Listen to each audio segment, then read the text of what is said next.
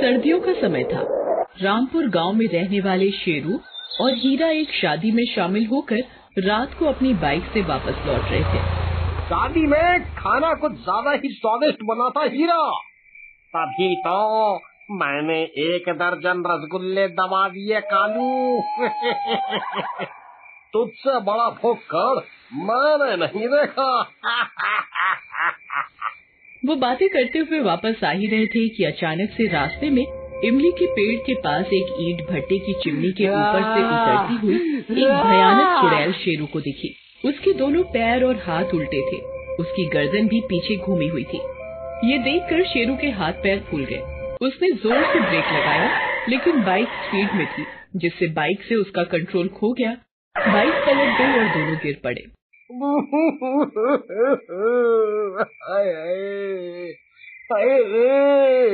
मार डाला रे।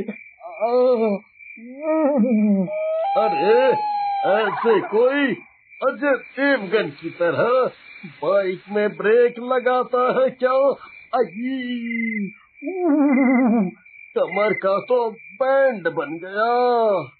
अबे चुप कर, तूने देखा नहीं सड़क पर वो चुड़ैल अचानक से आ गई थी। चुड़ैल? अरे जल्दी बाइक स्टार्ट कर, नहीं तो हमारी जिंदगी की गाड़ी यहीं बंद हो जाएगी। शेरू ने बाइक को फिर से स्टार्ट करने की कोशिश की, लेकिन बाइक स्टार्ट ही नहीं हुई। उसने पेट्रोल चेक किया तो देखा कि बाइक में एक बूंद भी पेट्रोल नहीं है। अरे ये टंकी कैसे खाली हो गई? आज ही तो फुल करवाई थी। तभी वहाँ एक चुड़ैल के जोर जोर से हंसने की आवाज आई। वो दोनों इधर उधर देख ही रहे थे कि उनकी नजर ईंट भट्टे के गेट पर गई। वो चुड़ैल वहीं बैठी हुई ईंट बिन रही थी। भागना है यहाँ से? मुझसे बचकर भागना है? सोच भी कैसे लिया तुमने? यहाँ से बचकर कोई नहीं जाता, कोई नहीं। देखिए चुड़ैल की। अपर दया करिए, अपर दया करिए। हीरा भाग, भाग हीरा भाग।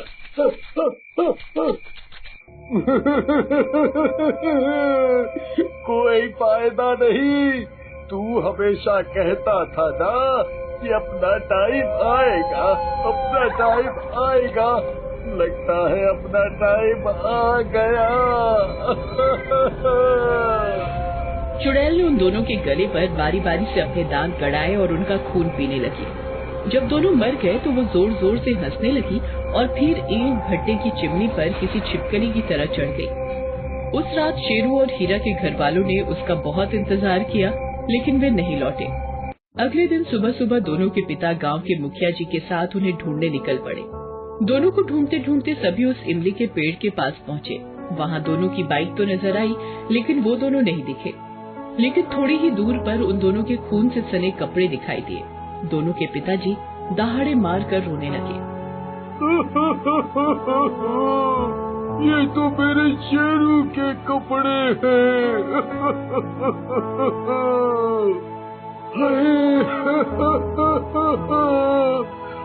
मेरे बुढ़ापे का सहारा चला गया।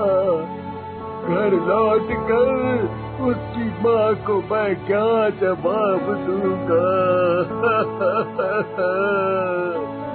कुछ दिनों बाद मुखिया जी का बेटा नंदू अपनी बहन गीता के साथ रात को उसी रास्ते से अपने घर लौट रहा था।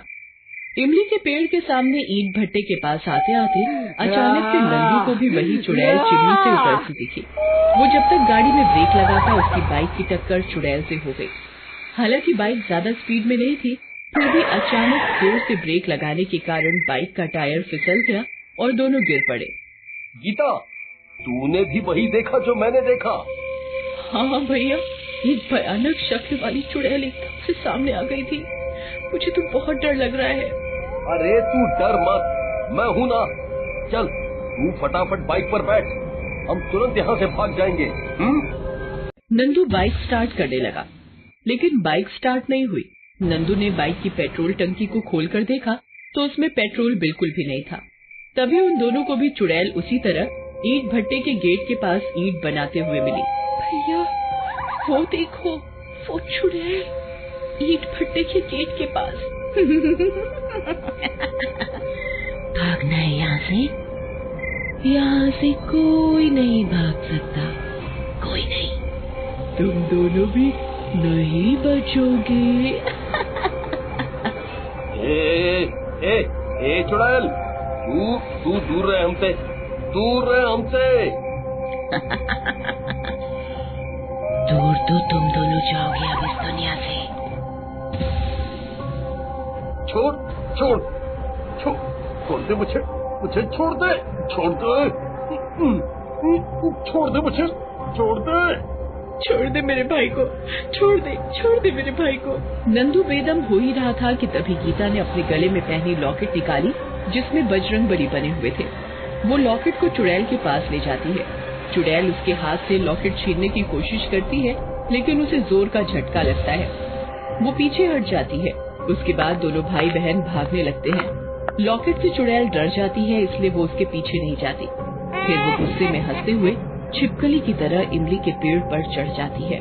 अरे तुम लोगों को क्या हो गया है? कैसी बातें कर रहे हो? उस रास्ते में कोई ईंट भट्टा है ही नहीं। तो क्या हम झूठ बोल रहे हैं पिताजी? ये गले का जो घाव है वो कैसे हो गया? अगर मेरे पास वो लॉकेट नहीं होता तो हम भी शायद वहीं मर जाते। अगर आपको विश्वास नहीं है तो कल सुबह हमारे साथ वहाँ चलिए। अगली सुबह मुखिया जी नंदू और गीता के साथ साथ गांव के कुछ लोगों के साथ उस ईंट भट्टे को खोजने निकले जहाँ रात को वो चुड़ैल मिली थी। जब वो वहाँ पहुँचे तो उन्हें सिर्फ इमली का पेड़ दिखा। वहाँ कोई ईंट भट्टा नहीं था। नंदू को बहुत आश्चर्य हुआ। आश्चर्य की बात है, कल रात वो चुड़ैल हमें यहीं मिली थी। यहीं पास ही तो वो भट्टा भी था, लेकिन रातों रात वो गायब कैसे हो गया? बेटा, वो ईंट भट्टा भूतिया था। कुछ सालों पहले जमीन को एक दबंग आदमी ने गरीब कमला नाम की औरत से दबंगई से हत्या कर उस पर ईंट भट्टा खोल दिया। लोगों को दिखाने के लिए उसने कमला को ईंट भट्टे पर ही काम पर रख लिया, लेकिन कुछ दिनों बाद कमला की लाश इमली के पेड़ से लटकी हुई मिली।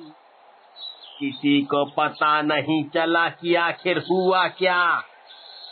उसे किसी ने मारा था या उसने आत्महत्या की, ये कोई नहीं जान सका। कमला की मौत के 1 महीने बाद ही रात का समय है। दबंग आदमी ईंट भट्टे के पास खड़ा है। तभी कमला का भूत वहाँ आता है। तू भले ही अपने बुरे कर्म दुनिया की नजर से छिपा ले, लेकिन उसका हिसाब तुमको देना ही होगा। तूने मेरी जमीन पे ले ली और मुझे मार भी डाला।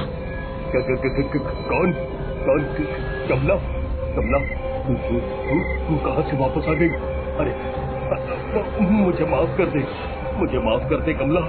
मुझसे बहुत बड़ी गलती हो गई। मुझे माफ कर दे। दबंग आदमी ये कहते हुए भागने लगता है। डर के मारे वो बीच बीच में पीछे भी देखता रहता है। भागते भागते अचानक उसकी टक्कर आगे रखी ईंटों के ढेर से हो जाती है। एकाएक सारी ईंटें उसके ऊपर गिरने लगती है। वो उसी के नीचे दबकर तड़प कर मर जाता है। कमला की आत्मा अब तक भटक रही है। उसे इस जमीन से गुजरने वाले सभी उसके दुश्मन ही लगते हैं। मुखिया जी गांव वालों से ये बातें कर ही रहे होते हैं कि कमला का भूत वहाँ आ जाता है। उसे देखकर सभी डर जाते हैं। तुम लोग मेरी जमीन हथियाने आ गए, चले जाओ यहाँ से, चले जाओ। कमला, तू क्यों परेशान कर रही है गांव वालों को? तुम्हारी जमीन कोई हथियाना नहीं चाहता। झूठ बोल रहे हो तुम, मैं कहीं नहीं जाऊंगी। तो तू क्या चाहती है? पूरे गांव को मार दे? फिर तुझ में और उस दबंग आदमी में क्या फर्क है कमला? क्या फर्क है? ठीक है, मैं चली जाऊंगी, लेकिन तुम्हें मेरी एक अधूरी इच्छा पूरी करनी होगी। तुम्हें मेरी जमीन पर बजरंग बली का मंदिर बनाना होगा और वहाँ सुबह शाम आरती भी करनी होगी, तभी मैं यहाँ से मुक्त हो पाऊंगी। कमला के कहे अनुसार गांव वालों ने मुखिया जी के साथ मिलकर वहाँ बजरंग बली का एक मंदिर बनवा दिया। हर सुबह शाम वहाँ आरती होने लगी। फिर उस रास्ते पर किसी को भी कमला की आत्मा नहीं दिखी। उसकी आत्मा को मुक्ति मिल गई। Thanks for watching.